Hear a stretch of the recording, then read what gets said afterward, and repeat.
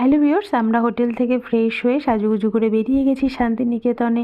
এসেছি, আর শাড়ি পরবো না এরকম হয় না, আমি শাড়ি খুব ভালোবাসি। আর টোটোতে করে আমরা চলে যাব এখন সোনাঝুরিতে। চলো তোমাদের সঙ্গে শেয়ার করবো। আর সোনাঝুরির পুরো ভিডিওটা কিন্তু এর মধ্যে পাবে না।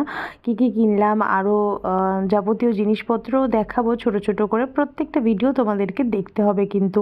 আর আমার সাজটা কেমন হয়েছে বলো। আর আমরা প্রথমেই আজকে এখানে ঢুকেই আমরা একটু জুস খেয়ে নিলাম, অরেঞ্জ জুস। আর সারাদিন এখানে কি কি খেলাম তোমাদের সঙ্গে সেটা শেয়ার করবো। আর পেয়ারা মাখা ছিল, একবার খেয়েছিলাম কিন্তু সেটা দেখানো হলো না। আর ফুচকাটা কলকাতার থেকেও বেশি দাম ছিল, বাট টেস্ট সেম ছিল, একটু নরম ছিল।